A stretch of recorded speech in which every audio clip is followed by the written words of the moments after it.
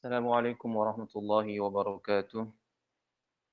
وعليكم السلام ورحمة الله وبركاته. وعليكم السلام ورحمة الله وبركاته. الحمد لله وعليكم السلام والصلاة ورحمة الله والسلام وبركاته. على رسول الله وعلى آله وصحبه ومن والاه، أما بعد. إخوتنا الكرام، في هذه الليلة نجتمع معا لمدارسة هذا العلم العظيم، علم أصول الفقه، كلام الله وكلام رسوله صلى الله عليه وسلم. فطوبى لكم فطوبى لكم أن تكونوا من خدمة هذا العلم. وتوقفنا في الدرس الماضي فيما يتعلق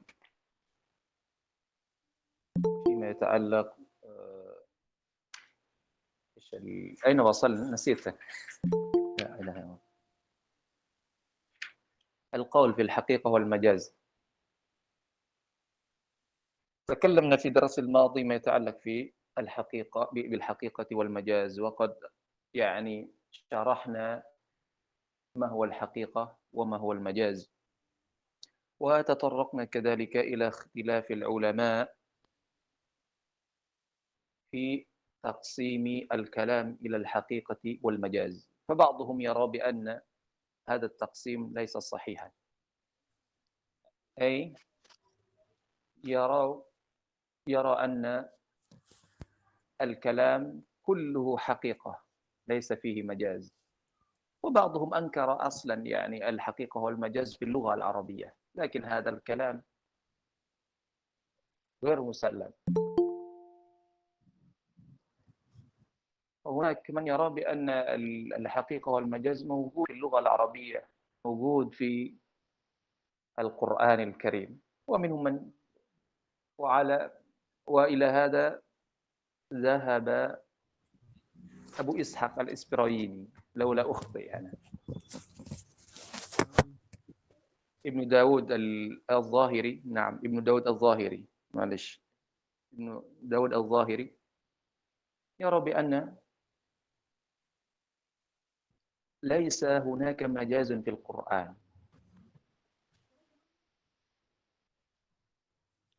لكن خطأه أبو إسحاق الشيرازي رحمه الله في قوله هذا خطأ، ثم أورد أدلة تدل على أن المجاز واقع في الكتاب والسنة.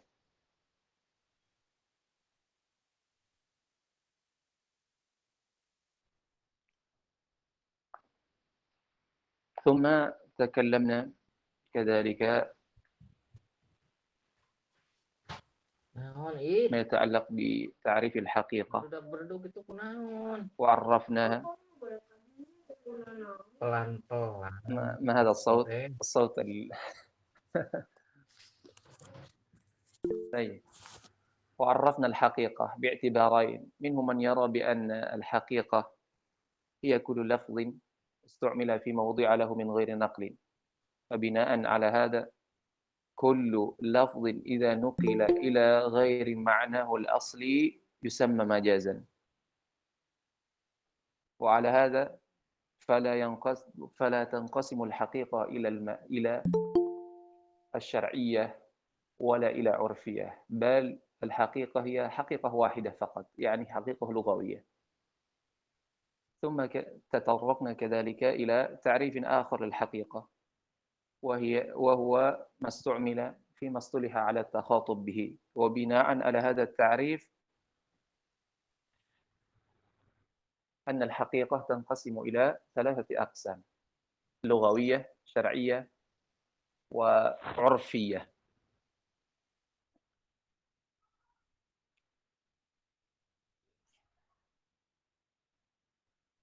ثم بقي لنا المجاز. ما هو المجاز؟ المجاز في اللغة هو الانتقال. ننتقل إلى اللغة الإندونيسية الآن. إن أردتم باللغة العربية نواصل باللغة العربية، لا بأس.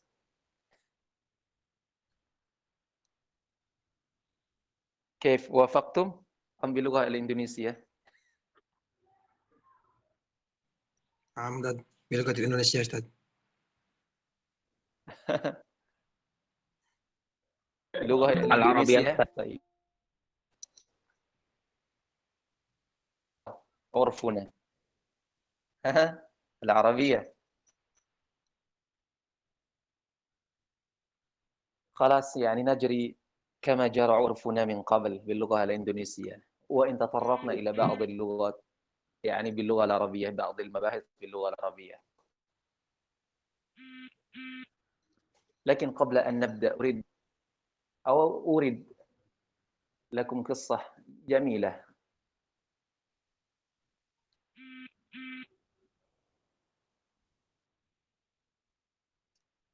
هذه القصة أوردها الخطيب البغدادي في كتابه الفقيه والمتفقه. الفقيه والمتفقه. هناك رجل يقال له محمد بن عبد الرحمن الأوقص، وهذا الرجل يعني خلق خلقة لا تصلح، كما تقول أمه: يا بني إنك خلقت خلقة لا تصلح معها لمجالسة الفتيان. لماذا؟ سوف تكون يعني محل ذم أو ما.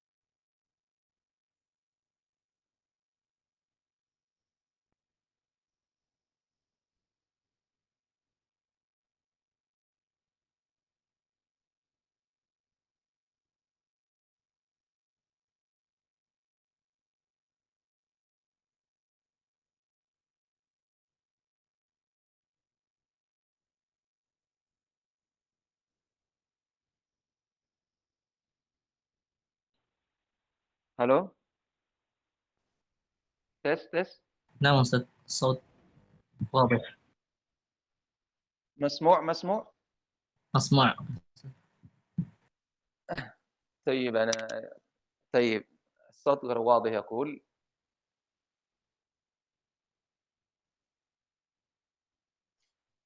jadi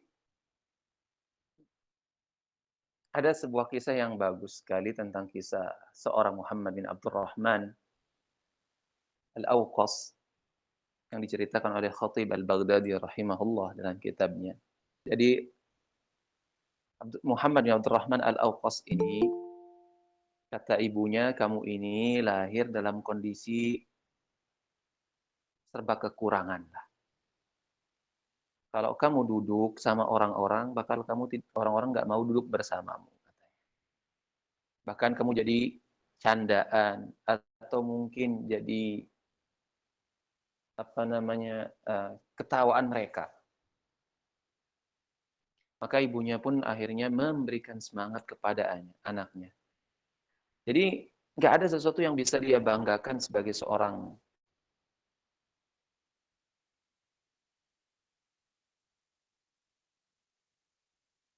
dari sisi fisiknya. Juga nggak punya, miskin. Maka ibunya menyuruhnya untuk menuntut ilmu. Nah, akhirnya dia pun mau menuntut ilmu. Ketika dia menuntut ilmu, maka dia sampai kepada derajat yang cukup tinggi dalam ilmu sehingga dia pun diangkat menjadi seorang qadhi. Dia menjadi seorang qadhi selama 20 tahun. Dan dikisahkan bahwasanya tidak ada orang yang ber apa namanya apa ya khusumah apa bahasa Indonesianya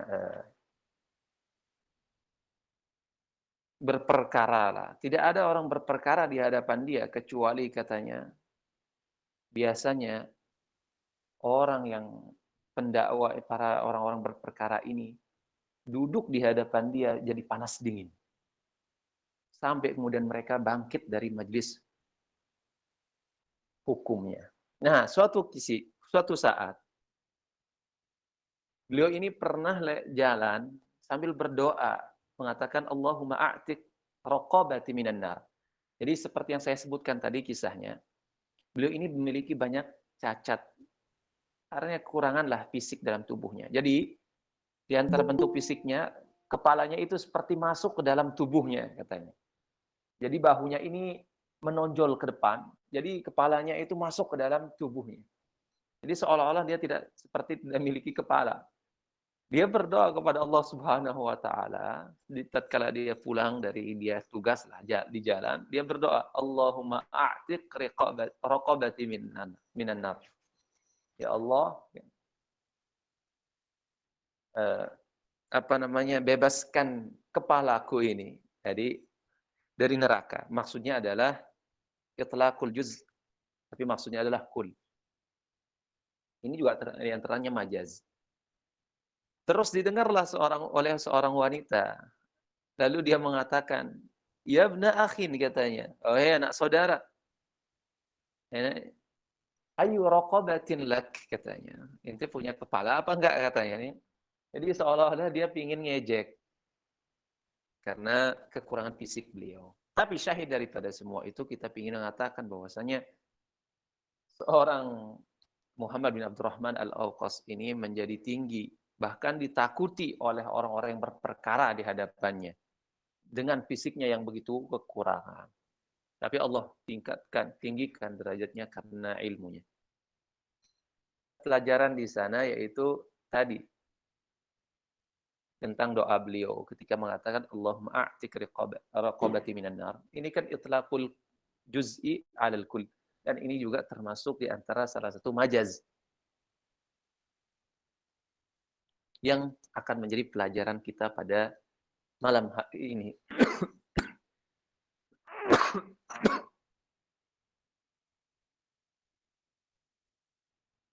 Tafaddal. Qari'una falyaqra.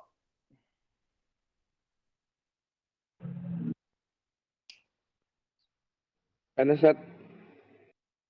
نعم. اقرأ. طيب بسم الله الحمد لله والصلاة والسلام على رسول الله وعلى آله وصحبه ومن والاه أما بعد اللهم اغفر لنا ولشيخنا وللمسلمين.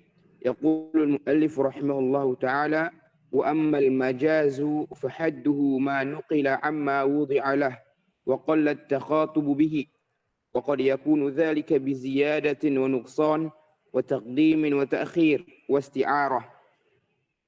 فالزيادة كقوله عز وجل ليس كمثله شيء، والمعنى ليس مثله شيء، والكاف زائدة. والنقصان كقوله تعالى واسأل القرية، والمراد أهل القرية، فحذف المضاف وأقام المضاف إليه مقامه. والتقديم والتأخير كقوله تعالى والذي أخرج المرعى فجعله غثاء أحوى، والمراد به أخرج المرعى أحوى فجعله غثاء، فقدم وأخر. والاستعارة كقوله تعالى جدارا يريد أن ينقض فاستعار فيه لفظ الإرادة، وما من مجاز إلا وله حقيقة قد نقل عنها، لأنها قد بينا أن المجاز ما نقل عما وضع له، وما وضع له هو الحقيقة.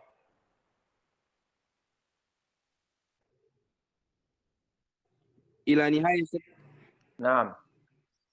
أين إلى النهاية؟ فصل ويعرف المجاز من الحقيقة بوجوه منها أن يصرحوا بأنه مجاز وقد بين أهل اللغة ذلك ومنها أن يستعمل اللفظ فيما لا يسبق إليهم أو فيما لا يسبق إلى الفهم عند سماعه كقولهم في البليد حمار وفي الأبله تيس ومنها أن يوصف الشيء أو يسمى بما يستحيل وجوده كقوله واسأل القرية ومنها ألا يجري ولا يضطرد كقولهم في الرجل الثقيل جبل ثم لا يقال ذلك في غيره وفي الطويل نخلة ولا يقال ذلك في غير الآدميين منها ألا يتصرف فيما استعمل فيه كتصرفه فيما وضع له حقيقة كالأمر في معنى الفعل لا تقول فيه أمر يأمر كما تقول في الأمر بمعنى القول. انتهى كلامه. Baik. Muallif rahimahullah setelah menjelaskan tentang makna haqiqah, beliau lalu menjelaskan tentang apa sih itu majaz. Maka beliau mengatakan majaz adalah manukila amma wudi'alah.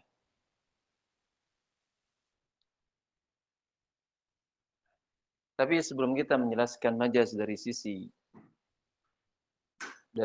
istilah, majaz ini dalam bahasa diartikan intiqal. Bisa juga karena dia diambil dari kata jaza. Jaza yajuzu. Makna abara, al-ubur, dari satu tempat, atau intiqal, makan ila makan. Ubur itu mengindikasikan bahwasanya berpindah dari al-intiqal min makan ila makan. Itu makna ubur. Itu juga al-jawaz, al-majaz. Oleh karenanya, majaz itu secara bahasa artinya nakal. Makanya seluruh pembagian macam-macam majaz ini mengandung makna nakal. Artinya berpindah dari satu makna ke makna lainnya.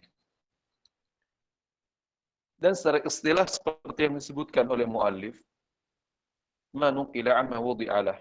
Jadi lafaz yang maknanya dinukil aslinya.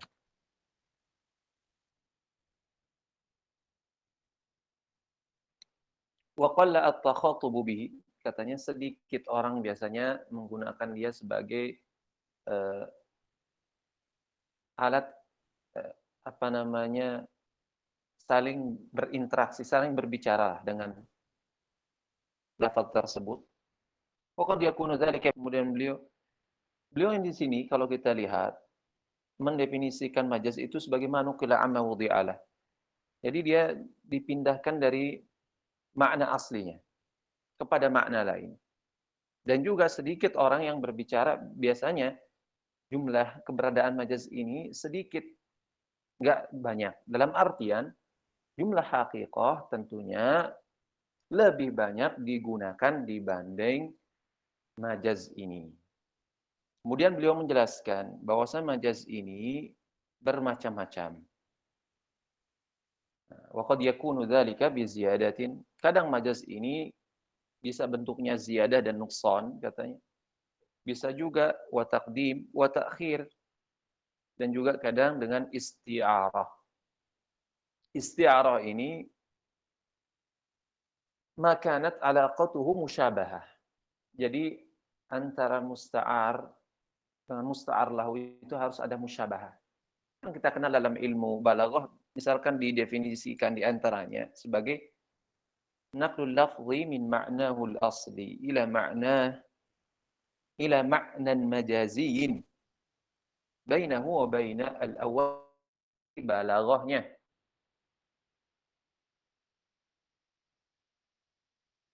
Sebuah lafaz dari makna majazi, antara makna asli dan makna majazinya, antara makna majazi dan makna aslinya ini ada musyabahah. Jadi kalau antum mengatakan ra'aitu asadan, yakhtubu 'alal mimbar misalkan. Nah, mesti ketika asad ini antum sematkan kepada sosok yang memiliki jiwa pemberani, tokoh di sana. Antara musyabbah dengan musyabbah bihinya.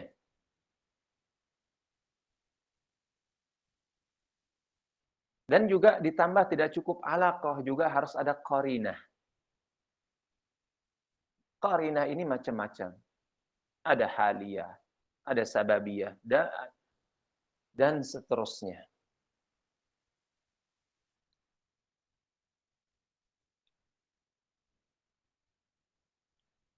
Terus mu'allif rahimahullah menjelaskan, merinci penjelasan beliau. Tadi disebutkan secara global bahwasanya majaz itu bermacam-macam. Di antaranya bisa berbentuk ziyadah. Nah, ziyadah kata beliau, contohnya misalkan laisa kamitslihi syai'un. Wal ma'na laisa mithluhu syai'. Wal kaf zaidah. Jadi aslinya itu laisa mithlu mithlihi. Laisa mithlu mithlihi syai'. Itu aslinya. Jadi kemudian dinakal, dipindahkan kepada makna laisa mithluhu syai'. Jadi dari maknanya tidak ada sepertinya, kemudian berubah menjadi sepertinya. Tidak ada yang sepertinya. Syai'. Tapi ungkapan wal kaf zaidah, misalkan kaf di sini tambahan di dalam Al-Qur'an. Menurut saya pribadi, bahkan mungkin banyak ulama yang mempersangsikan lah ungkapan ini. Jadi dianggap bahasanya dalam Al-Qur'an itu ada huruf yang lebih. Yang seolah-olah kalau tidak dipakai pun tidak masalah, artinya sempurna maknanya. Tapi apakah mungkin Allah Subhanahu wa taala meletakkan sebuah huruf itu semata-mata untuk zaidah, artinya kalaupun ditinggalkan tidak masalah karena itu sebagai hasyun. Enggak mungkin kalamullah itu disifati hasyu. Dan ulama juga ketika mengungkapkan mungkin barangkali wallahu alam, ketika mereka mengatakan misalkan kaf di sini adalah kaf zaidah, bisa juga misalkan fabima rahmatin minallah, katanya ini juga zaidah mim di sini. Fabima rahmatin minallah lintalahu dan seterusnya.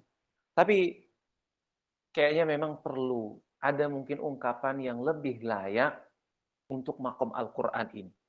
Tidak menggunakan lafaz zaidah ini. Atau kalimat zaidah ini.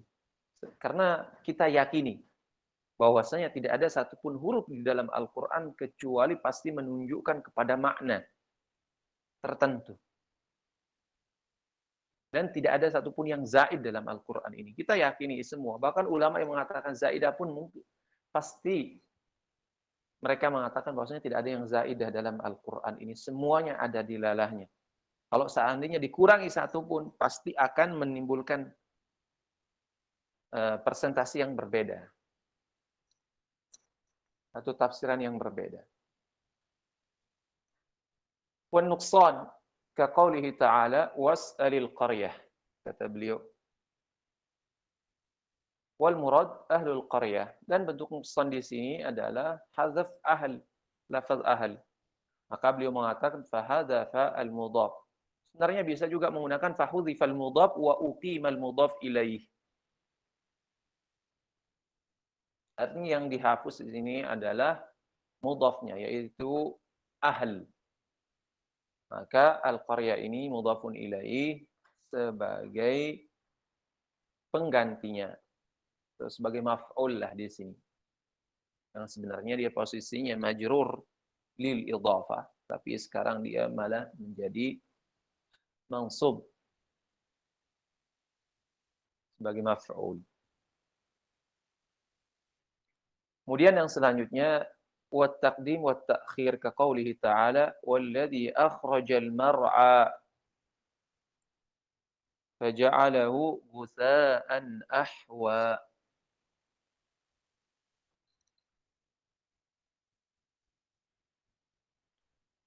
قوله تعالى أخرج المرعى فجعله غثاء أحوى. أحوى غثاء لأن أحوى ini kan diartikan sebagai al-akhdar alladhi yudrab ila as-sawad. Jadi warna hijau pekat yang cenderung kelihatan seperti hitam. Sedangkan gusa ini maknanya kan al-yabis. Artinya daun tersebut berubah dari hijau pekat ini kemudian seharusnya urutannya harusnya kan faja'alahu ahwa gusaan. Tapi Allah Subhanahu wa taala di sini mendahulukan gusa daripada ahwa. Nah, ini maksudnya takdim wa ta'khir. Jadi gusa ini adalah al-yabis, yang kering. Sedangkan ahwa yang warnanya hijau pekat cenderung ke warna hitam.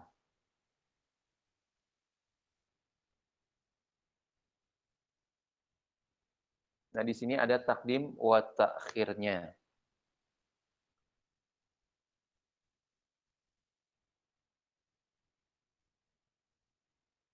Kemudian beliau menjelaskan yang terakhir wal isti'arah, ka qaulihi ta'ala jidaran yuridu an yanqadda.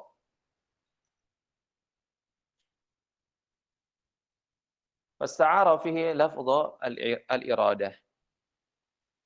Jadi jidaran yuridu an yanqadda kita juga telah menyinggungnya pada pertemuan sebelumnya. Jadi jidar posisinya dia yang mau jatuh itu seolah-olah seperti orang yang hidup. Maka di sana ada musyabahah antara al-hayy dan al-jamad. Satu yang hidup dengan yang mati atau benda mati. Lalu beliau mengatakan ini kaidah wa ma min majazin illa walahu haqiqatun qad nuqila anha. Nah, ini pendapat beliau bahwasanya beliau mengatakan tidak ada satu majaz pun kecuali pasti dia memiliki haqiqah. Qad nuqila anha. Yang maknanya dinukil. Jadi makna majaz itu, lafaz majaz itu dinukil dari makna haqiqah tersebut. Lalu beliau pun menjelaskan bahwasanya majaz itu adalah manukila amma wudi'alah wa ma wudi'alahu huwal haqiqah. Artinya beliau kembali menjelaskan apa yang sebelumnya telah beliau jelaskan. Jadi kita tidak usah menjelaskan lagi karena sudah jelas maknanya. Lalu setelah itu beliau mengatakan, "Thayyib, ada pertanyaan. Wahai Imam, engkau telah menjelaskan bahwasanya majaz itu seperti ini dan macam-macamnya demikian haqi dan macam-macamnya juga demikian. Lalu bagaimana cara mengidentifikasi majaz tersebut sehingga kita yakin bahwasanya itu adalah majaz dan tidaknya?" Beliau pun memberikan kita kiat-kiat, rambu-rambunya, tips-tipsnya lah. Pertama, kata beliau, an yusarrihu bi annahu majaz wa qad bayyana ahlul lughati dzalika. Ini dalam nuskhah saya yang cetakan Ibnu Katsir cuma sampai sana.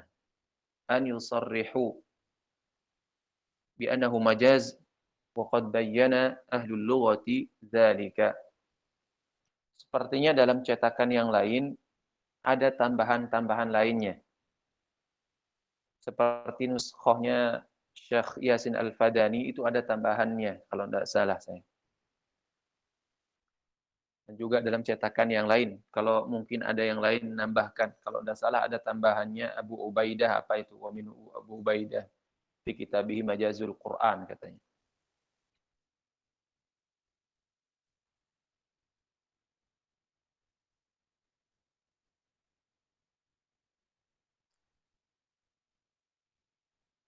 Jadi pertama an yusarrihu bi annahu majaz.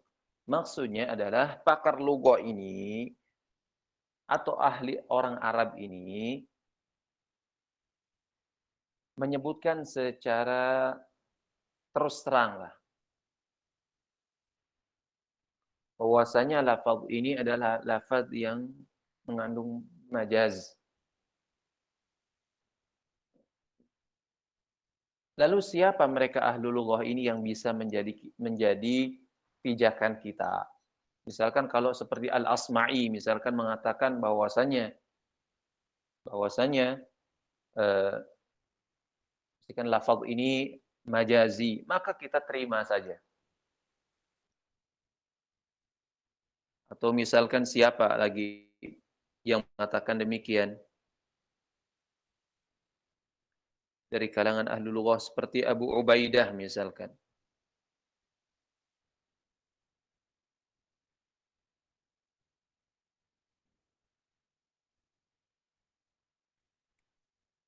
Atau Khalil Al-Farahidi, misalkan Ahmad Al-Khalil Al-Farahidi. Atau misalkan Abi Amr.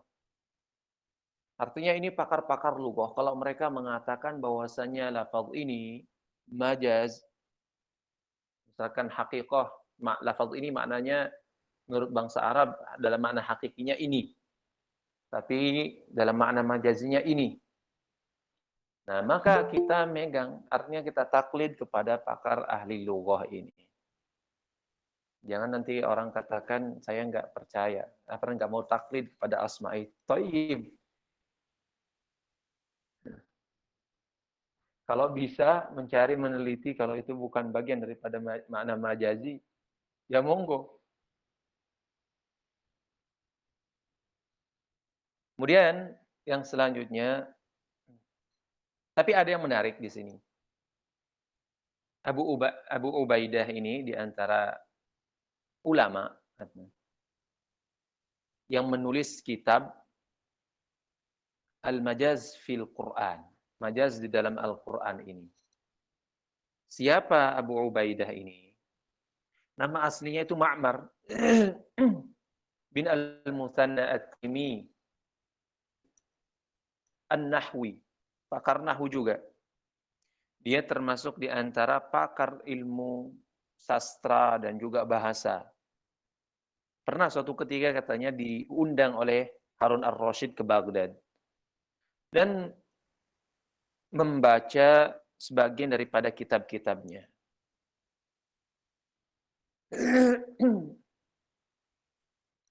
Orang ini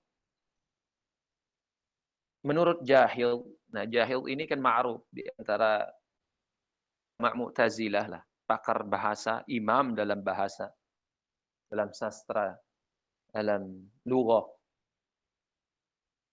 Dia pernah memuji Abu Ubaidah ini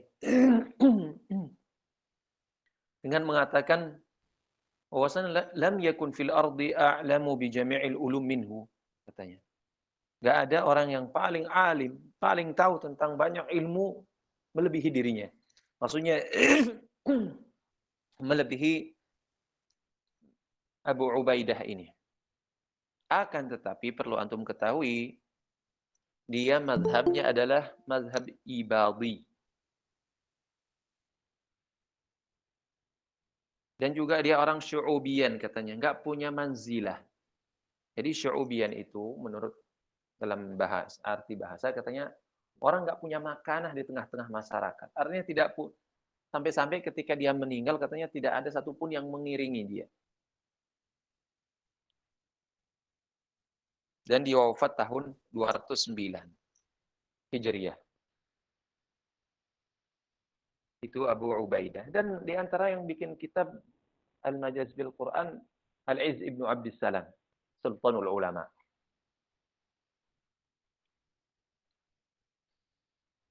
Nah itu cara yang pertama mengetahui bahwasanya lafaz tersebut mengandung makna majaz adalah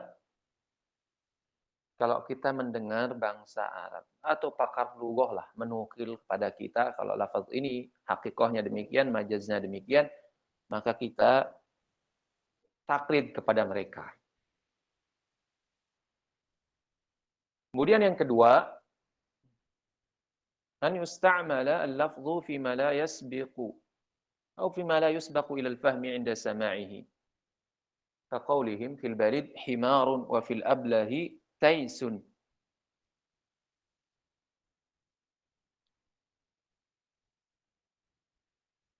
Kata beliau, jadi lafaz ini ketika dipakai itu enggak langsung orang pahami maknanya.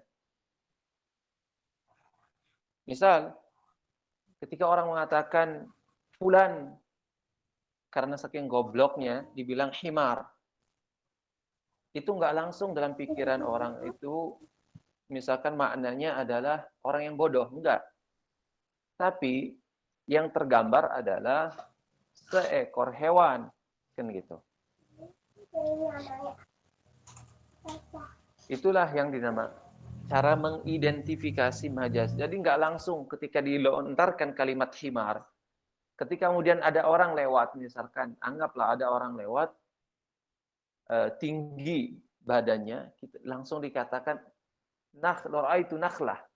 Orang terpikir ya nakhlah ya pohon kurma, tapi maksudnya di sini adalah dimaksudkan adalah sosok yang berbadan tinggi.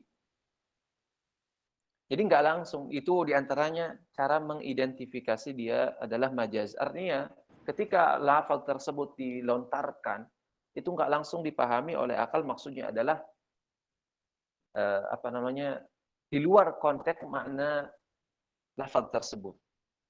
Tapi dia bisa diidentifikasi dengan alaqah, itu musyabahah atau dengan qarinah seperti yang saya pernah sebutkan tadi. Nah, seperti misalkan orang balid, ini balid goblok orang Indonesia bilang, atau bodoh lah, balid himar. Wa fil ablah ini ya dhaiful fikr lah. Atau dhaiful akal bisa juga. Lemah akalnya. Seperti tais katanya. Tais ini sejenis kambing, tais. Jadi ada tais, ada maiz. Maiz ini yang betina.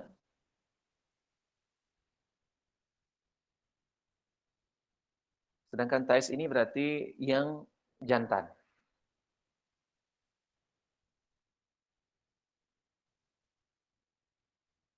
Kemudian yang selanjutnya, wa minha, di antara caranya mengidentifikasi majaz ini adalah an yunsafa syai'u au an yusamma bima yastahilu wujuduhu. Kata beliau, jadi sesuatu dinamakan atau disifati dengan sesuatu yang mustahil wujudnya. Contoh, misalkan was'alil qaryah katanya. Jadi ini kalau manggil qaryah kan mustahil wujudnya. Maka mesti ada lafaz yang muqaddar di sini. Ahlul qaryah. Karena menurut akal ini mustahil. Qaryah itu bisa untuk diajak dialog. Karena dia adalah nama untuk sebuah komunitas. Perkumpulan, kan gitu. Nggak mungkin bisa diajak bicara. Yang diajak bicara adalah orangnya. Jadi bukan qaryahnya. Oleh karenanya, beliau katakan di antara caranya adalah ini. Jadi kalau ada sesuatu disifati atau dinamakan dengan sesuatu yang mustahil ada eksistensinya, wujud khorijiyahnya yang langsung bisa kita ajak ngomong, nah itu bisa menjadi tanda kalau itu adalah lafaz yang sifatnya majazi.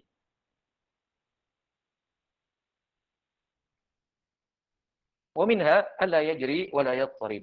Nah ini ittirad. Ittirad an yajri lafzu fi sa'ir mahalli. Artinya dia ingin katakan, jadi enggak boleh yang namanya lafaz ini berlaku di semua objek. Alla yajri wa la yattarib. Mesti dia tidak berlaku di semua objek. Sekalipun makna itu ada.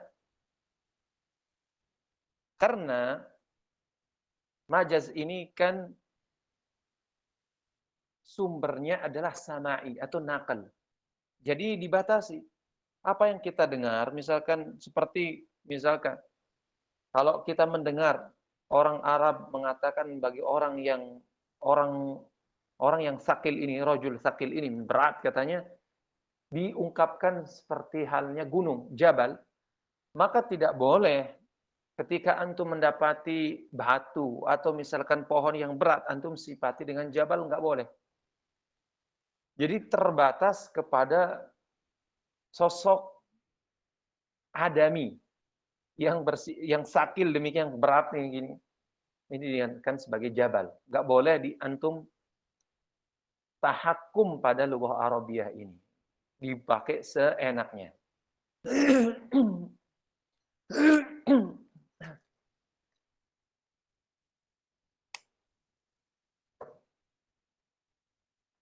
Tsumma la yuqalu dzalika fi ghairihi, maka beliau mengatakan jangan dipakai kepada yang lain katanya. Jadi khusus. Makanya dikatakan majaz ini sifatnya adalah la yattarid. Artinya la yattarid. Ittirad itu adalah jaryuhu fi jami'i suwarihi. Artinya berlaku pada semua objeknya yang memiliki sifat yang sama. Baik itu manusia atau yang lainnya. Nah, tapi kalau majaz ini enggak boleh seperti itu.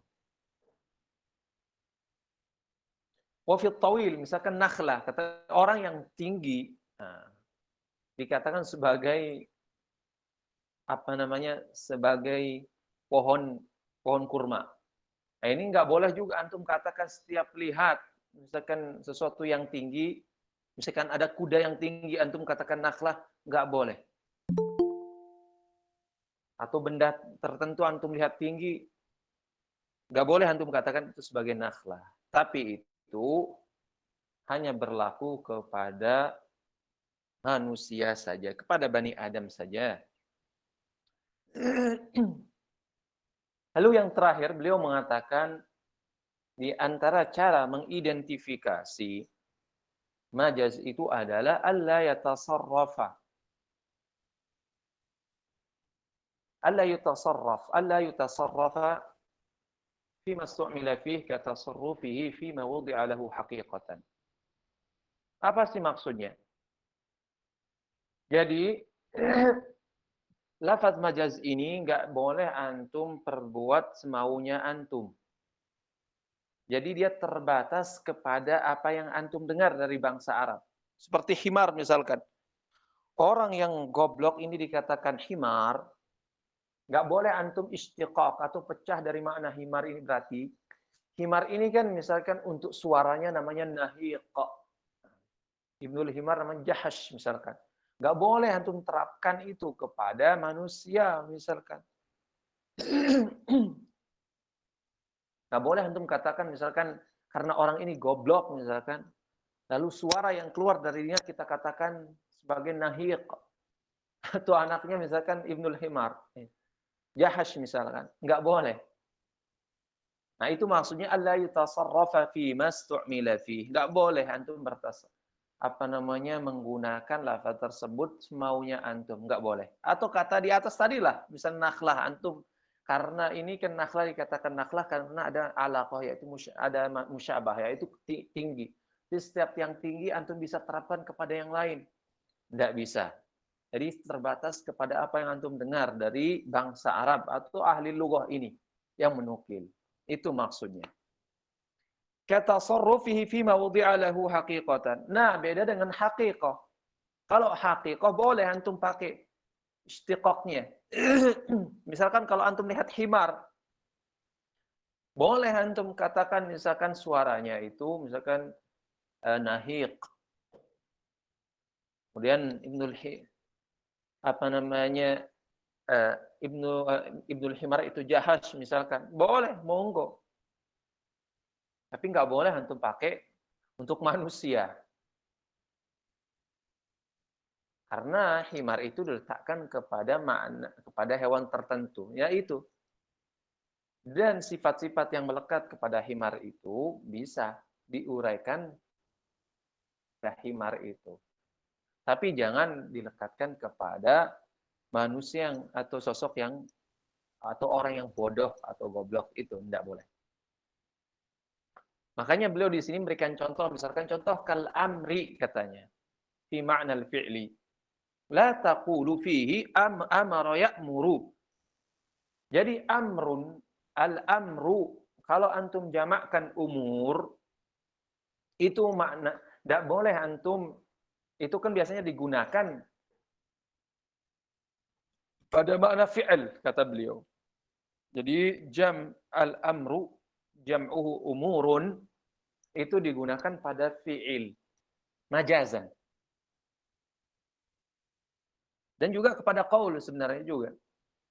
Di penggunaannya lebih umum. Tapi tidak boleh antum nanti, misalkan amr di sini, yang jamaknya umur, antum istiqaq, ambilkan dari makna amara ya'muru, amron, yang jamaknya adalah awamir. Karena amara pada makna hakikahnya adalah al-qawlu. Itu. Jadi nggak boleh misalkan antum tasarruf di sini menggunakan lafaz amr, yang penting amr jamak umur itu diambil dari kata amara ya'muru, amron. Enggak boleh. Jadi antum terbatas di sana. Jadi amr di sini yang jamaknya umur, yang artinya digunakan pada fi'il, makna fi'il, itu ya terbatas sampai di sana saja. Tapi kalau misalkan amr maksudnya adalah awamir, bisa antum katakan ini mustaq, diambil dari kata, atau ma'khud, misalkan diambil dari kata amar ya'muru amra, dalam makna hakikatnya adalah untuk qaul. Nah, perkataan itu boleh. Intinya bahwasanya majaz itu terbatas, boleh digunakan sesuai dengan apa yang antum dengar dari atau dinukil dari orang Arab atau pakar lughah. Nggak boleh melewati batas apa yang telah mereka tetapkan. Itu maksudnya alla yutasarrafa fi ma stu'mila fihi katasarrufihi fi ma wudi'a lahu haqiqatan. تفضل.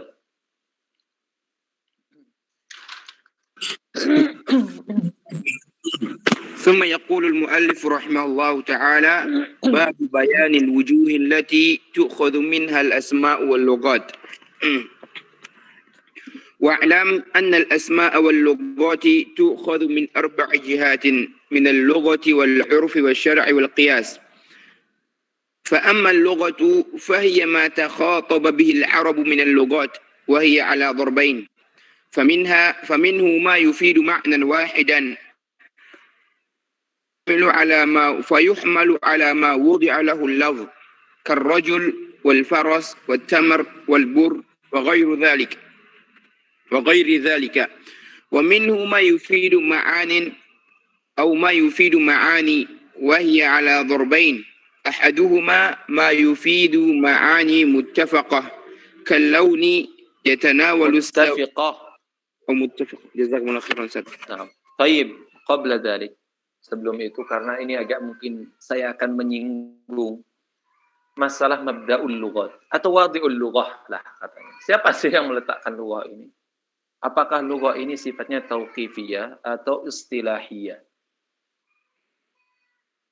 Dan apakah dari perbedaan ini ada samrohnya. Ada enggak misalkan samrohnya? Nah, ini mungkin masalah yang sering disifati oleh banyak usuliyin. Khilafun tawilu zaili qalilun naili katanya. Panjang ekornya tapi sedikit manfaatnya. Itu kata para usuliyun. Jadi karena memang sebagian ulama panjang sekali membahas masalah ini. Tapi nggak apa-apalah, kita karena sudah masuk pertengahan lah. Setidaknya kita menyinggung masalah ini agak sedikit detail.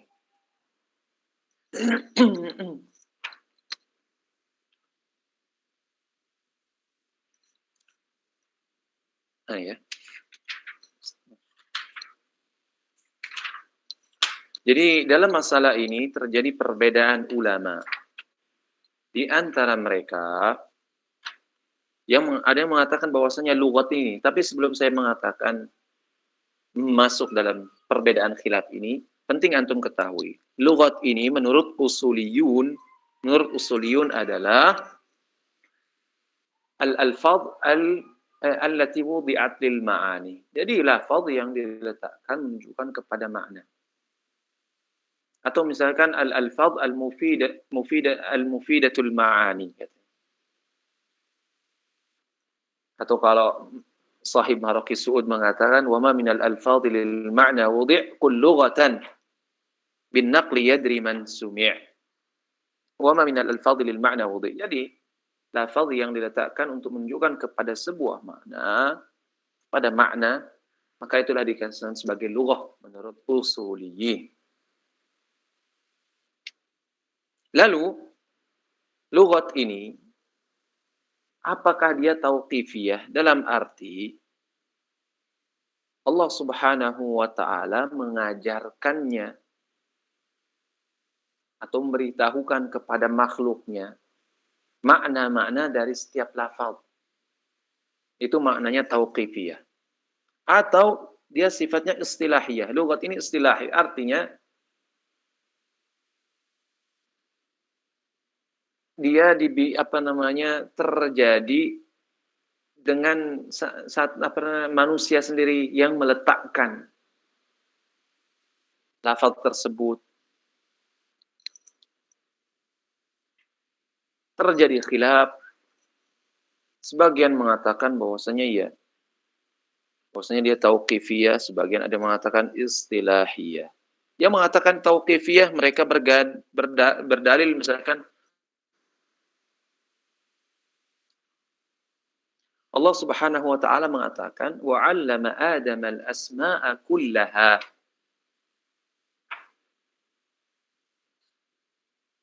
Al-asma' misalkan kalau kita lihat dari kacamata usul, al-asma' ini kan termasuk jama'. Lalu masuk dalam asma' ini alif lam. Artinya, apakah alif lamnya ini adalah atau alif lam di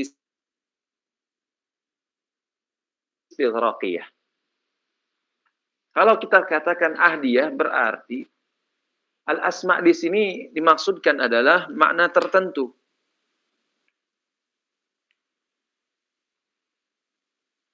Sebagaimana dalam beberapa tafsir. Misalkan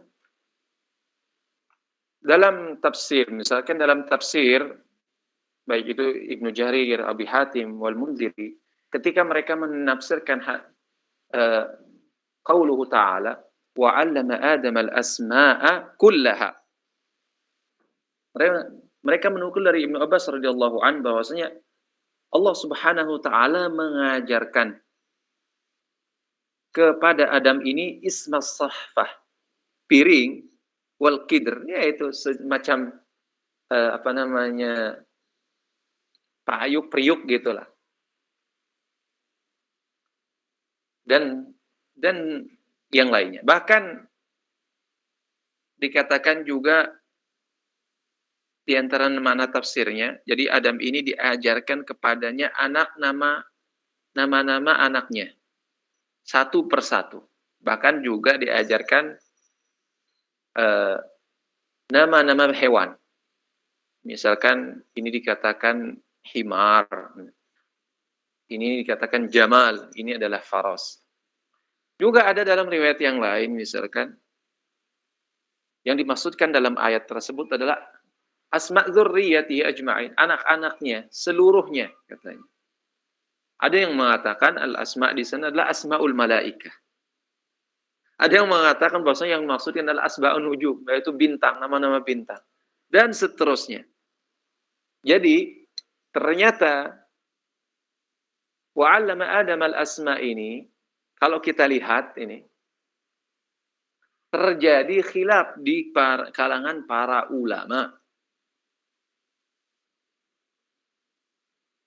Apa sih maksud dari asma ini? Sebagian ada yang mengatakan, misalkan alat-alat, alat-alat masak kayak tadi, alat piring kah, ada periuk, dan macam-macam. Ada juga mengatakan yang dikasih tahu Adam adalah, atau yang diajarkan kepada Adam adalah nama anak-anaknya, nama-nama hewan juga. Dan ada yang mengatakan nama-nama malaikat. Terlepas dari semua itu, ada juga pertanyaan yang belum bisa terjawab. Ketika Allah Subhanahu wa taala mengajarkan Adam ini nama-nama, dengan bahasa apa Allah Subhanahu wa taala mengajarkannya? Ini juga Allahu a'lam, kita tidak tahu.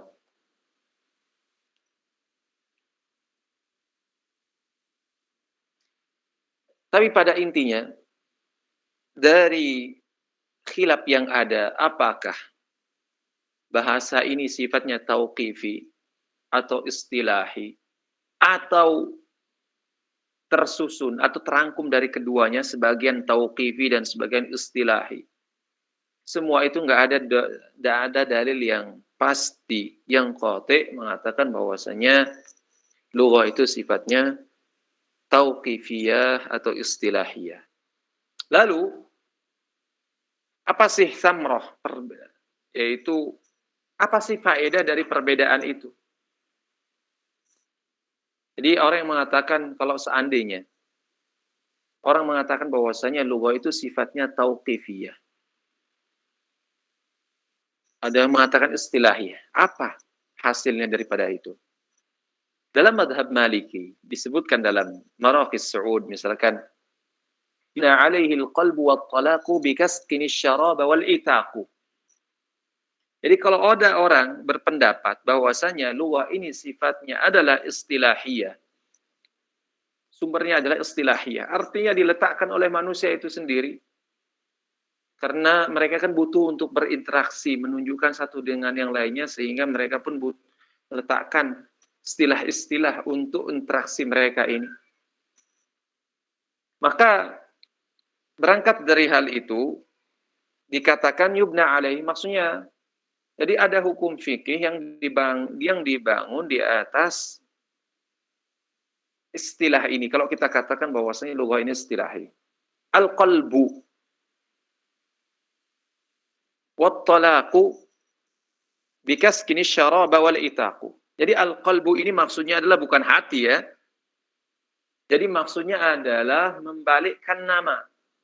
Misalkan kalau kita katakan bahasa ini adalah istilahiyah, maka kalau ada asad ini, misalkan asad ini kan yang kita pahami adalah diletakkan kepada hewan buas tertentu.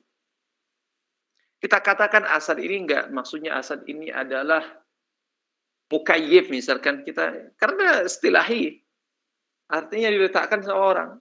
Jadi kita bolehlah mengganti-ganti nama ini, terserah kita gitu. Jadi kalau kita katakan misalkan ra'sun, kan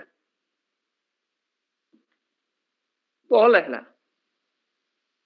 Atau misalkan kuda kita katakan sebagai gelas misalkan. Karena istilahi katanya. Tapi kalau kita katakan bahwasanya lughah ini tauqifiyah, maka nggak bisa. Nggak boleh sembarangan. membalik-balikkan nama. Misalkan Asad kita katakan, misalkan Asad misalkan kita katakan himar, tidak bisa. Karena memang sudah gitu. Datangnya seperti itu ya seperti itu. Tidak boleh seorang merubah-rubahnya.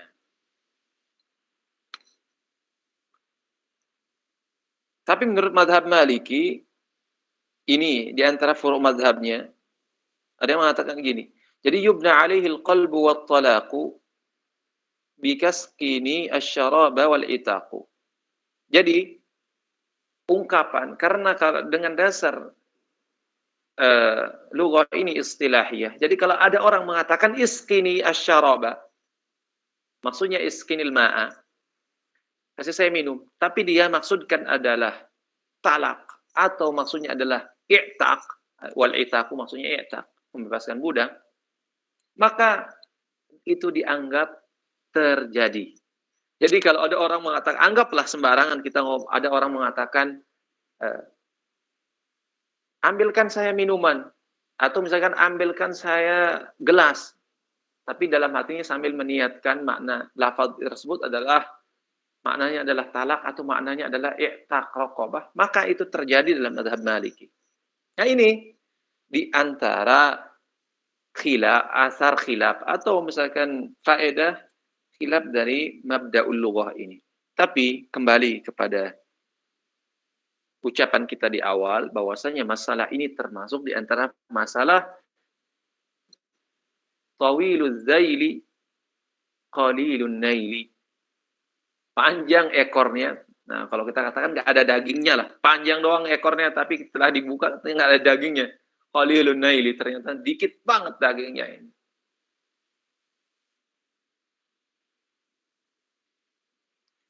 Jadi itu.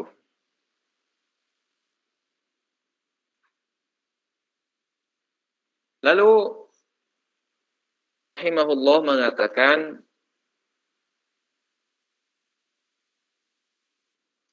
babun i'lam anna al-asma'a wal lughati tu'khadhu min arba'i jihatin min al-lughati wal 'urfi wasyar'i wal qiyas. Nanti mungkin insyaallah kita akan sedikit mengulas tentang apakah tathbutul lughat bil qiyas. Apakah mungkin lughah itu ditetapkan dengan qiyas? Nah, ini diakhirkan nanti di akhir kita akan bahas agak lebih rinci lagi. Karena ini menarik sekali. Karena dia berkaitan tentang hukum-hukum syar'i. Seperti halnya misalkan apakah mungkin orang yang mencuri kain kapan, nabash itu dikatakan sebagai sarik? Apakah orang yang liwat misalkan itu dikategorikan sebagai zani? Nah ini berkaitan dengan apakah lughah itu bisa ditetapkan dengan qiyas atau tidak. Namun sebelum itu perlu diketahui bahwasanya asma dan lughah ini katanya mungkin diambil dari 4 sumber. Pertama lughah, tentunya ini maksudnya adalah Arab. Jadi apa namanya ucapan dari lisan orang Arab asli itu. Juga katanya. Dan syarak, dan yang terakhir adalah qiyas. Adapun lughah menurut beliau, sumber bahasa ini diambil daripada lughah itu apa yang diucapkan. Jadi bahasa yang biasa digunakan oleh bangsa Arab untuk berinteraksi satu dengan yang lain. Fa ya ma takhataba bihi al-arabu min al-lughat katanya. Dan ini enggak lepas dari 2 kondisi. 2 macam, nau'ain.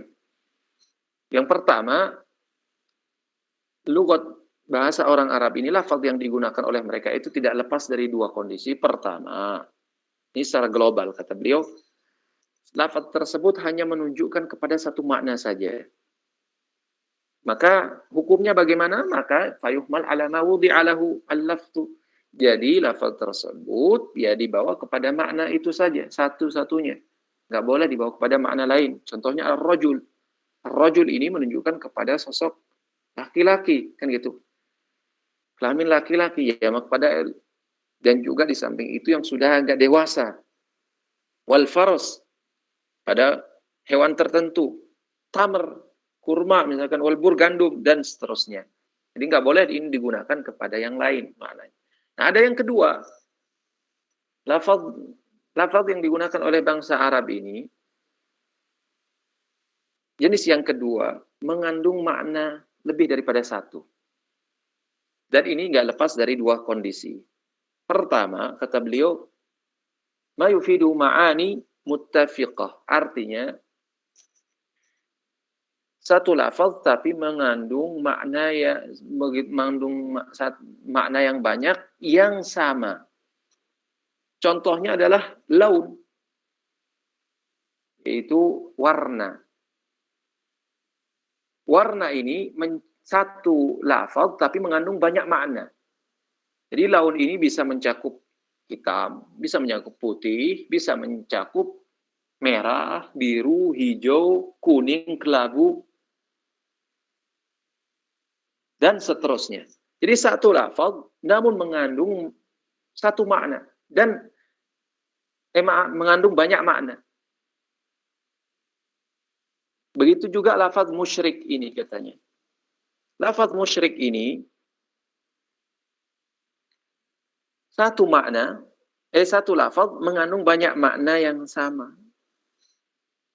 Al-Yahudi wal Nasrani wal Majusi wal Budhi wal Hindi dan wal Hindusi dan seterusnya. Jadi katakan semuanya musyrik. Tapi ada yang menarik.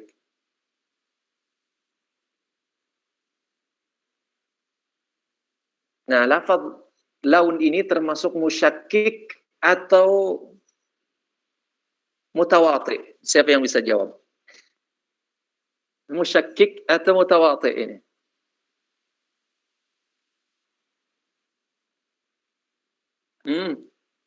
Ada yang tahu nggak?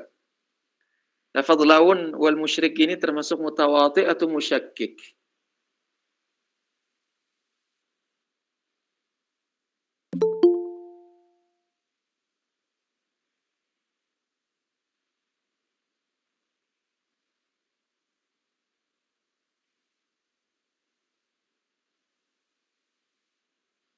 Halo? Nggak ada yang jawab?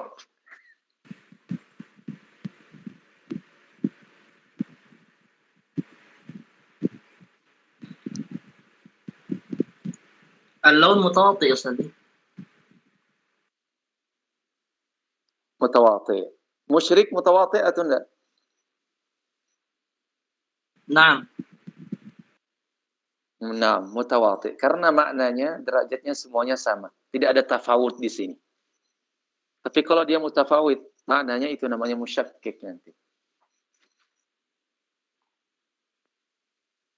Tayyib, sepertinya waktunya sudah lewat ini. InsyaAllah kita akan lanjutkan pada pertemuan yang akan datang. Kalau mungkin ada yang ingin ditanyakan, silahkan saya berikan kesempatan.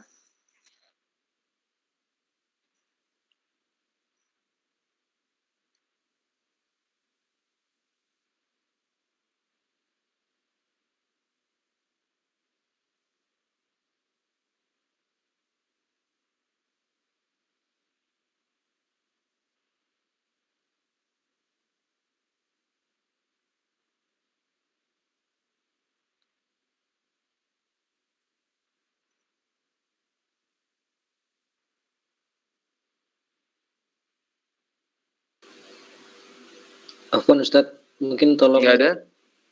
Afwan, mau bertanya. Ya, tafadhol.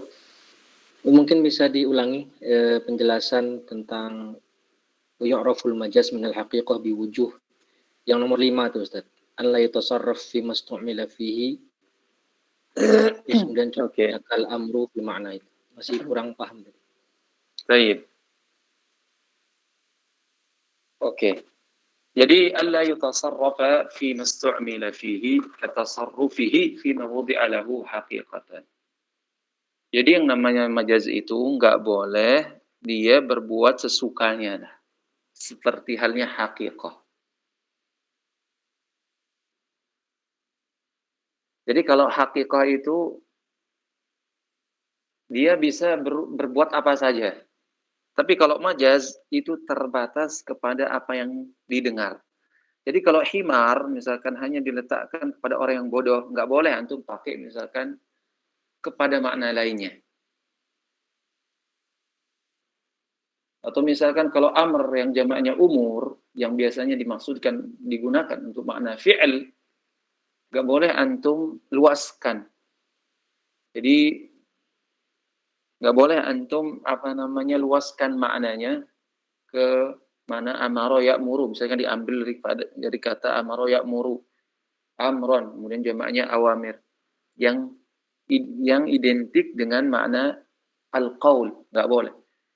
Jadi terbatas pada makna tersebut. Jadi tidak seperti halnya hakikoh yang memiliki legalitas yang lebih luas dibandingkan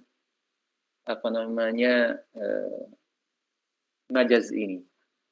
Makanya boleh kalau saya simpulkan, katakan bahwasanya al-majaz itu la yutasarrafu fi ma'nahu wa fi alihi katasarrufil haqiqah fi mastu'milat fihi. Itu kalau bisa saya katakan demikian. Jadi majaz ini nggak boleh digunakan dalam bagaimana hakikah. Yang mana kalau hakikah ini penggunaannya jauh lebih leluasa, lebih luas. Sepanjang dia ada kaitannya, istiqoknya, bebas antum bisa pakai. Tapi kalau majaz nggak bisa.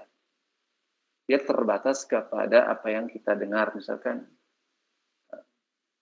kayak seperti yang kita sebutkan tadi, himar, misalnya, orang yang rajul ablah ini, orang rajul al-balid ini kita katakan himar.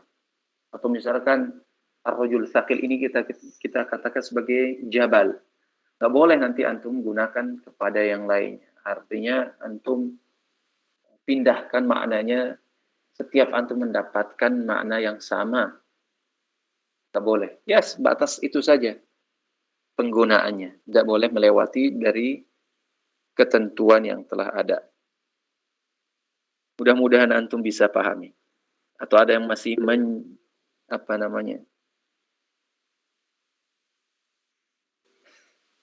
apa pendapat yang rajih dalam dalam mabda'ul lughat ini? Apakah dia tauqifiyah atau istilahiyah? Kalau mengikuti pendapat Syekh Muhammad Al-Amin Asy-Shinqiti rahimahullah dalam kitabnya Mudzakkirah Ushul Fiqh, beliau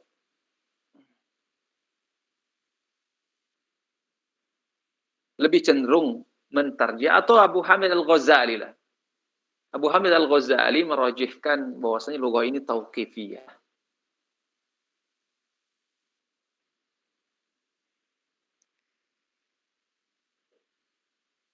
Kalau saya pribadi, saya tidak memiliki kemampuan untuk mentarjih dalam masalah ini. Karena masalahnya cukup pelik juga ini. Karena ada juga katanya hadis yang mengatakan wa'allamaka asma'a kulli syai'in, asma'a kulli syai'in. Wa'allamaka asma'a kulli syai'in. Ini idafat asma' jama'. Kemudian diidafahkan lagi kepada nakirah. Kul, apalagi diidafahkan dengan kul lagi. Ini jadi seolah-olah semuanya berarti diajarkan lewat tauqif. Seolah menguatkan pendapat mengatakan tauqifi. Juga dengan ayat tadi misalkan wa'allama Adam al-asma' kullaha. Ditaukid dengan lafaz kullaha. Kul di antara alfazul umum. Wallahu a'lam. Tapi tidak terlalu penting seperti kata para ulama, masalah ini antum nggak ketahui juga nggak masalah sebenarnya. Nggak terlalu, dan dia tidak terlalu terkait dengan furu' fiqhiyah. Sekalipun ada, satu itu masalah yang dibangun oleh Malikiyah.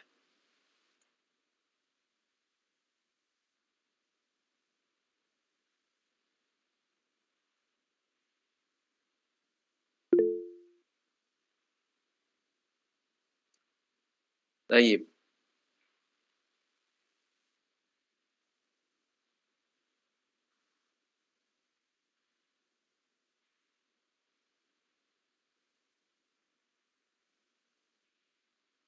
Terakhir, sebelum mungkin ada yang ingin ditanyakan lagi.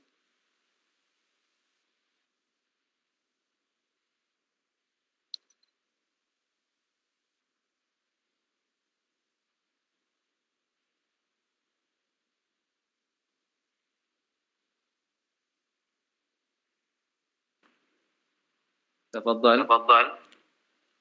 Kalau pendapat yang rajin misalkan nama-nama itu tauqifiyah, untuk istilah-istilah baru, metode penyampaiannya gimana kita mendapatkan itu untuk istilah-istilah baru gitu kan istilahnya kita mendapatkan Ya benar. Oh ini siapa ini, suara saya kok mantul nih? Ustaz. Betul, itu yang jadi iskal juga. Kalau seandainya seluruh asma yang ada ini sifatnya adalah tauqifiyah. Nah, bagaimana dengan istilah-istilah baru yang belum ada sebelumnya? Itu kan semua sifatnya adalah kesepakatan. Artinya penamaan yang didasari oleh kesepakatan sejumlah orang.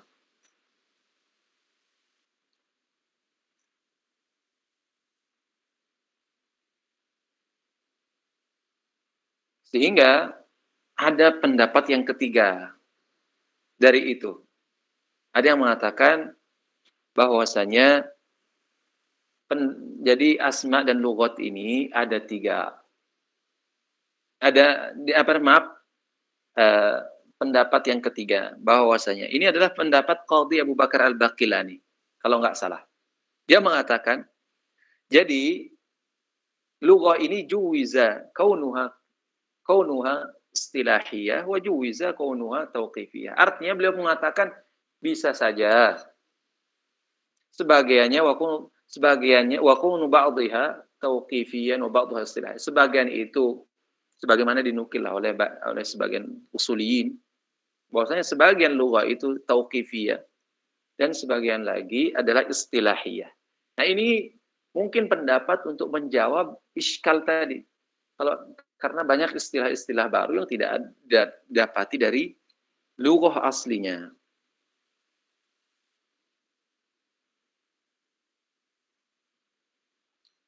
Atau mungkin bisa juga ada kemungkinan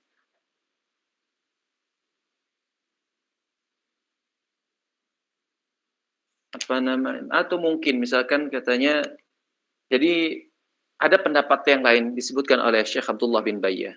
Apakah lughah ini sebenarnya kain mustaqil wujida limunasabah bainal lafzi wal ma'na. Sebenarnya bahasa ini itu seperti kain, sebuah benda wujudlah yang independen, yang ada karena ada munasabah, artinya ada relevansi antara lafaz dan makna. Nah, kalau kita mengatakan bahwasanya lughah ini mustaqil, independen, yang ada karena sebab ada relevansi antara lafaz dan makna, mungkin untuk menjawab apa yang antum tanyakan tadi. Jadi orang meletakkan sebuah lafaz itu karena ada relevansi dengan makna. Jadi kadang makna lebih dahulu atau lafaz. Kadang makna ada, tapi lafaz nggak ada, kan gitu. Jadi lafaz ini kan untuk mengungkapkan apa yang ada dalam pikiran antum. Makanya ini juga terjadi khilaf sebenarnya di kalangan ahli bahasa dan ahli usul. Apakah lafaz ini diletakkan, udah ada berbarengan dengan makna yang ada dalam pikiran kita, atau lafaz ini ada berbarengan dengan hakikat kharijiyah, sesuatu yang ada di luar. Jadi misalkan maknanya ada mungkin dalam pikiran, tapi lafaz ini ketika kita melihat sesuatu di luar, baru kemudian kita melontarkan makna lafaz tertentu untuk sesuatu hakikat kharijiyah ini atau mahiyat kharijiyah ini. Ini masalah yang cukup panjang, kalangan ahli lughah sebenarnya kita tidak terlalu butuh untuk menjelaskan masalah itu. Tapi penting juga apa yang antum tadi tanyakan, bahwasanya ini banyak masalah baru-baru ini yang membutuhkan istilah. Orang letakkan, ini hakikat atau realita fakta ini tidak mungkin nggak mungkin diindahkan. Maknanya tidak dihiraukan. Tidak mungkin. Mungkin bisa saja bahwasanya lughah ini seperti sebagian itu tauqifiyah, bisa juga sebagiannya adalah istilahiyah. Bisa juga, dan semua ini pendapat semua ini tidak bisa dihasam lah. Artinya tidak bisa dipastikan. Masih mungkin perlu tadabbur dan ta'ammul, masih panjang. Wallahu a'lam.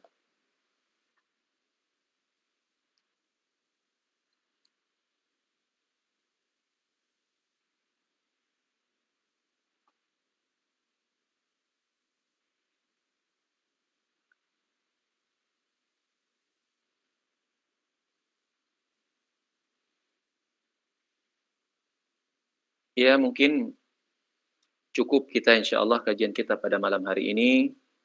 Jazakumullah khairan katsira ala hudurikum wa husni istima'ikum, wa sanaltaqi fi usbu'il qadim insyaallah. Subhanakallah bihamdika. Assalamualaikum warahmatullahi wabarakatuh. Waalaikumsalam. Waalaikumsalam. Waalaikumsalam warahmatullahi wabarakatuh.